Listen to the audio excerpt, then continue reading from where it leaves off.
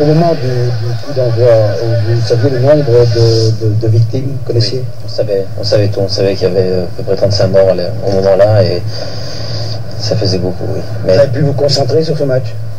Non, au début, on s'est même pas échauffé, on est rentré sur le terrain parce qu'il voulait tout prix qu'on joue tout de suite, donc on est rentré, on a joué tout de suite. Et après on est rentré complètement dans le jeu, mais à la mi-temps, avant le match, quand on est rentré sur le terrain, on avait l'impression que c'était la guerre. Et là j'ai pris un sacré coup de vieux, parce que quand on voyait les supporters d'un côté et les autres de l'autre qui s'insultaient ou qui étaient tristes ou qui pleuraient, et que les Anglais rentraient d'un côté et nous rentraient de l'autre, je crois que le football a complètement disparu de ma tête hier soir. Vous avez fait le tour d'honneur, les joueurs avaient quand même le sourire, les spectateurs, les tifosi applaudissaient. Vous avez oublié pendant quelques instants? On l'a fait pour eux. On était super contents pour eux, même malgré qu'ils soient passés ça, on jouait déjà pour eux. Je crois que les Italiens se sont comportés vraiment très bien hier soir. Et heureusement que ça s'est passé comme ça. Les Italiens vraiment hier soir, ils m'ont vraiment impressionné, ils m'ont bouleversé aussi. C'est lamentable, c'est lamentable.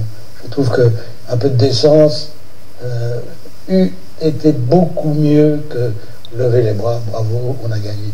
Non, ça ne se fait pas. Je crois que ça fait partie du show, hein, à partir du moment où vous acceptez ce match devant 50 000 personnes, devant des millions de téléspectateurs, il faut aller jusqu'au bout. Et probablement que cette démonstration de plaisir, c'était aller jusqu'au bout.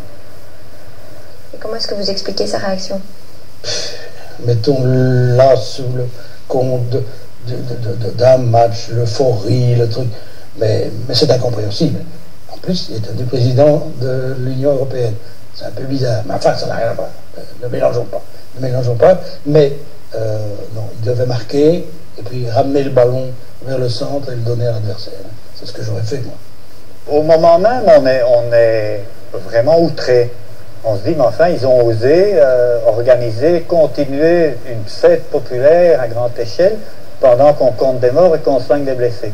Mais après coup, le lendemain, ou surtout quelques jours après, on se dit, mais si le match avait été supprimé, je crois que la situation serait devenue incontrôlable, non seulement dans les alentours du stade, mais même au centre-ville où il y aurait eu des affrontements perpétuels, tandis qu'ici, eh bien, les Italiens étaient, entre guillemets, contents que 39 de leurs compatriotes, comme ils me l'ont dit, ne soient pas morts pour rien.